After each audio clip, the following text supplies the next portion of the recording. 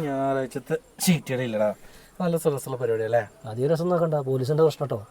പോലീസൊന്നും ഉണ്ടാവില്ല. ഇവിടെ ഏതൊരു വണ്ടി ഉണ്ട് കേട്ടോ.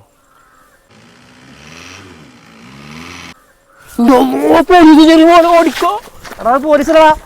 അമ്മ ശ്രദ്ധിക്കണേ. ആ പട്ടാമ്പിയുടെ അടുപ്പ് കിട്ടിയ വേണ്ടി എന്നാ.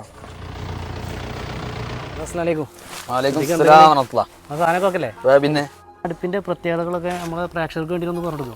അടുപ്പിന്റെ പ്രത്യേകത എന്ന് പറഞ്ഞാലേ, നമ്മുടെ അടുപ്പ് മറ്റുള്ള അടുപ്പിൽ വ്യത്യസ്തമായിട്ടല്ല ഇപ്പോൾ പട്ടാമ്പി അടുപ്പിനെ സെലക്ട് ചെയ്യണത്. നമ്മുടെ അടുപ്പെന്ന് വെച്ചാൽ മെറ്റീരിയൽ ബെസ്റ്റ് ക്വാളിറ്റി, അതായത് നല്ല കാശ് മേടിക്കുക, നല്ല മെറ്റീരിയൽ കൊടുക്കുക, ഫുൾ ഗ്യാരണ്ടി കൊടുക്കുക. നമ്മൾ പറയുന്നതെന്ന് വെച്ചാൽ മണി ബാക്ക് ഗ്യാരണ്ടിയാണ്. അതുപോലെ മെറ്റീരിയൽ എന്ന് വെച്ചാൽ 10 വർഷത്തിനകത്ത് ഇത് കത്തിപ്പൂവ് ദ്രവിക്കുക പൊള്ളൊക്കെ ചെയ്ത് കഴിഞ്ഞാൽ നമ്മളിത് റീപ്ലേസ് കൊടുക്കാൻ. മാത്രമല്ല ശ്രദ്ധിക്കുക, ചില ആൾക്കാരൊക്കെ ഈ പുകയില്ലാത്ത അടുപ്പ് വെച്ചിട്ട് അവർക്ക് പുക കൊണ്ട് ശല്യം ഉണ്ടാകുമെന്ന് പറയുന്നത്. നമ്മുടെ അടുപ്പിന് അങ്ങനത്തെ എല്ലാ പ്രശ്നങ്ങൾ എന്തെങ്കിലും ഉണ്ടോ? ഷെറിനെ മറ്റുള്ളവരുടെ വിഷയത്തെ കുറിച്ചിട്ട് യാതൊരു ഐഡിയ ഇല്ല. അതായത് ഞാൻ എൻ്റെ അടുപ്പ്, എൻ്റെ പ്രൊഡക്റ്റ്, എൻ്റെ വർക്കിനെ കുറിച്ചാണ് എനിക്ക് പറയാൻ പറ്റുള്ളൂ.